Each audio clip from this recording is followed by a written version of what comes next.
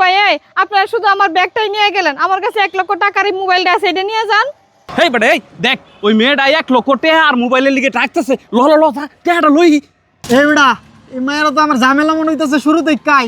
এই মাইয়ার ব্যাগটা লইয়া পড়ছি, আমার মনে হয় এই ব্যাগের ভিতরে অনেক মূল্যবান জিনিস আছে, এর লিগে 1 লাখ টাকা দিয়ে আমরা লুপ দিতেছে।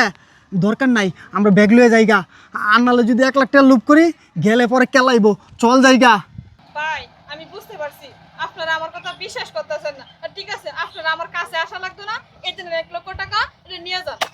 এই বেটা এই তুই মেয়েটারে শুধু শুধু অবিশ্বাস করতেছিলি, দেখ এই যে টাকাটা দিছে, টাকাটা ল ল ল। আচ্ছা ঠিক আছে টাকাটা লই, আর মাইয়াটা কি লিগে টাকাটা দিছে জিগাইগা। ল ল ল। আফা আমি একটা জিনিস বুঝলাম না, মানুষের ব্যাগ চিন্তাই করলে মানুষ আমরা ধরে কেলায়, আপনার ব্যাগ আমরা নিয়ে গেছি, আপনি 1 লক্ষ টাকা আর মোবাইল দিয়ে দিলেন, এর মানেটা কি আফা?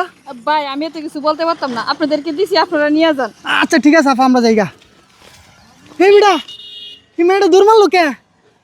কি হয়েছে দেখ তুই তো। তাই তো, ল ল ল ল ল।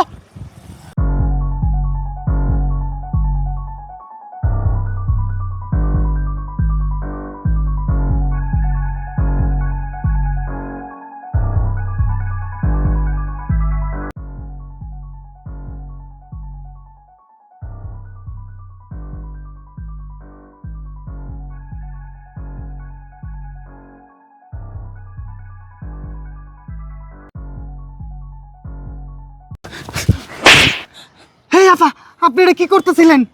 আমরা নয় আপনার ব্যাগটা চুরি করে নিছি, কিন্তু টাকা আর মোবাইল তো আপনি স্বইচ্ছা আমাদের দিছেন, আর এখান থেকে লাভ দিয়ে আমাদের ফাঁসাইতে চাইতেছেন না? না ভাই আমি আপনাদেরকে পাঠাইতে চাইতেছি না ভাই, আমি ইচ্ছে করে এই জায়গা থেকে মরতে চাইতেছি। হেই আফা আপনি এগুলো কি কইতেছেন? আপনি ইচ্ছা করে মরতে চাইতেছেন মানে? ও আচ্ছা বুঝছি, আপনি মোবাইলটা আমগরে এত দিছুন যাতে পুলিশটা আইসা সর্বপ্রথম আমগরে হাত করা পড়ায়, তাই না? না না ভাই আমি আপনাদেরকে ফাঁসাইতে চাইতেছি না ভাই, আমি যদি এই জায়গা থেকে পড়ে মরে যাই, যে কেউ মোবাইলটা নিত তাই আমি আপনাদেরকে দিয়ে দিয়েছি ভাই। কিন্তু মোবাইল দিয়ে দিছেন ভালো কথা, কিন্তু আপনি মরতে চাইতেছেন কি লিগা সেটা আগে বলেন। ভাই এতে কিছু আপনাদেরকে আমি বলতে পারবো না ভাই, এটা শুনে আপনার কোনোদিন লাভ নাই। হাফা জীবনে লাভ লসের হিসাব অনেক করছি, কিন্তু আপনি মরতে চাইতেছেন কি লিগা সেটা আগে কন।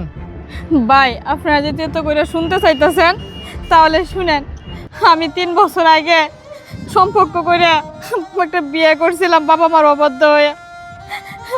ভাই দুঃখের কথা আর কি বলবো, আমাদের সংসারটা ভালোই চলছিল, হঠাৎ করে আমার হাজব্যান্ড একটা মেয়ের প্রেমে পড়ে যায়।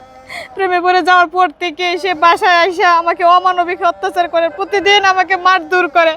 তারপরও আমি মুখ বুজে সব কিছু সহ্য করেছি, কিন্তু কালকে কি করছে জানেন? আমার হাজব্যান্ড ওই মেয়েটাকে বিয়ে করে বাসায় নিয়ে আসছে। বাসায় নিয়ে আসার পর সে আমাকে মারধর করে বাসা থেকে বের করে দিয়েছে ভাই। আমার তো কোনো জায়গায় যাওয়ার রাস্তা নাই, তাই কি আর করবো, এই জায়গা থেকে পরে মরে সব কিছু শেষ করে দিতে চাই ভাই আমি।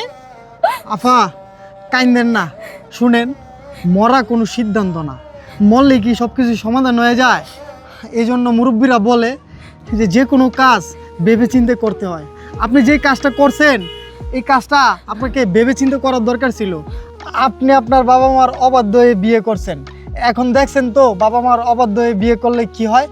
কিন্তু আপনি তো আপনার বাবা মার কাছে যাইতে পারতেন, কিন্তু বাবা মার কাছে না যেয়া আপনি মরতে আসছেন কেন? ভাই আমি আমার বাবা মার কাছে গেছিলাম, কিন্তু কি হয়েছে জানেন? তাহলে শুনেন। এই তুই বাবা আমি বড় ভুল করে লাইছি বাবা, বাবা তুমি আমার মাফ করে দাও। ওর সঙ্গে গিয়ে আমি অনেক বড় ভুল করে লাইছি বাবা। ও কি করছে জানো? আরেকটা বিয়ে করছে আর আমার মারধর করে বাড়ি থেকে বের করে দিয়েছে বাবা। বাবা তুমি আমার মাফ করে দাও, আর বাবা এই বাড়িতে আমার একটু জায়গা দেও তুমি। কি বললি? আমি তোকে মাফ করব? তোর মান সম্মানের কথা আমি কেন ভাববো? আর জানিস তোর জন্য আমি এই সমাজে মুখ দেখাতে পারি না। যা এখান থেকে বাইর হয়ে যা, যা।